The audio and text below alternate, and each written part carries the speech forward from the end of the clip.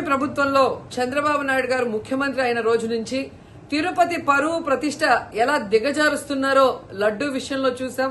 మొన్న మనుషులు చనిపోయిన విషయం మనం చూసాం. ఈ రోజు డిప్యూటీ మేయర్ ఎన్నికల్లో ఏ విధంగా మేయర్ మీద గాని, అలాగే వచ్చిన కార్పొరేటర్ల మీద, అలాగే దళిత ఎంపీ మీద దాడులు చేయడం మనం కళ్ళారా చూస్తున్నాం. ఒకవైపు వైఎస్ఆర్సీపీ నాయకులు మాకు అవసరం లేదంటూనే చంద్రబాబు నాయుడు, లోకేష్, మరోవైపు తమ నాయకులతో ఏ విధంగా కార్పొరేట్ల మీద, బస్సు మీద, అలాగే మేయర్ మీద, ఎంపీ గారి మీద దాడి చేశారు, రాళ్లతో కొట్టారు, బూతులు తిట్టారు, కొంతమందిని కిడ్నాప్ చేసి తీసుకెళ్లడం మనం కళ్ళారా చూస్తున్నాం.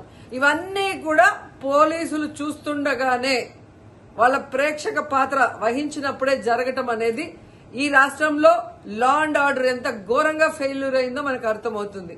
అండ్ పవన్ కళ్యాణ్ గారు, మీ ఎమ్మెల్యే, జనసేన ఎమ్మెల్యే తిరుపతిలో ఎంత దిగజారిపోయి ఈ రోజు కార్పొరేటర్ని కిడ్నాప్ చేస్తున్నారో ఒకసారి గమనించండి.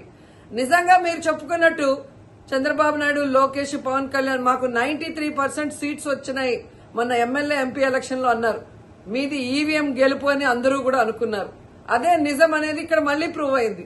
ఎందుకంటే నిజంగా ప్రజల ఓట్లతో మీరు 93% సీట్లు సంపాదించుంటే ఈ రోజు ఒక డిప్యూటీ మేయర్ పోస్ట్ కి ఇంత రాద్ధాంతం చేసి, ఈ విధంగా రౌడీజం, గుండాయిజం చేసి కిడ్నాప్ చేయాల్సిన అవసరం ఉందా అని నేను అడుగుతున్నా.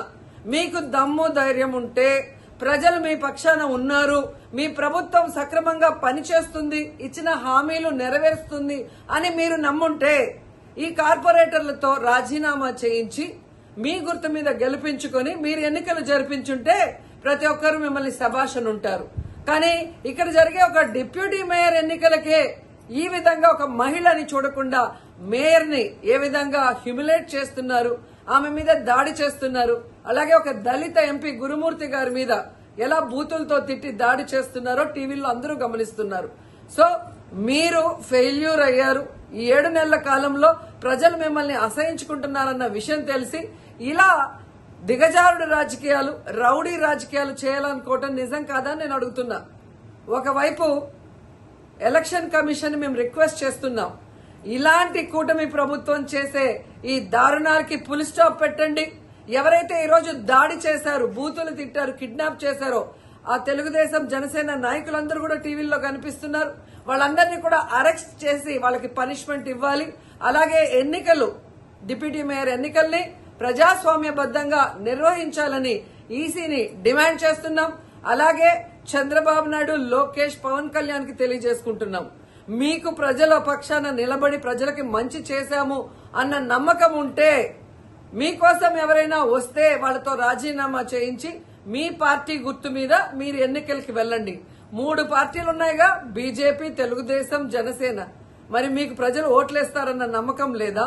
లేదా ప్రజాబద్దంగా గెలిచిన కార్పొరేటర్లతో మీరు రిజైన్ చేయిస్తే వాళ్ళు గెలుస్తారన్న నమ్మకం లేదా అని ప్రశ్నిస్తున్నాను. సో ఒకసారి తిరుపతికి అమిత్ షా వచ్చినప్పుడు ఎలా బ్లాక్ ఫ్లాగ్స్ ఊపటం, అలాగే రాళ్లు వేయటం అనేది మనం గమనించాం. వాళ్ళు మర్చిపోయి ఉండొచ్చేమో గాని ఈ రోజు రాష్ట్రం అంతా కూడా చంద్రబాబు నాయుడు తిరుపతికి ఎవరొచ్చినా, తిరుపతిలో ఏం జరిగినా, ఏ విధంగా దిగజారుడు రాజకీయాలు చేస్తూ తిరుపతి పరువు ప్రతిష్ట మరి దిగజారుస్తున్నారో అందరూ గమనించి వాళ్ళకి బుద్ధి చెప్పాలని కూడా ప్రజల్ని కోరుకుంటున్నాను.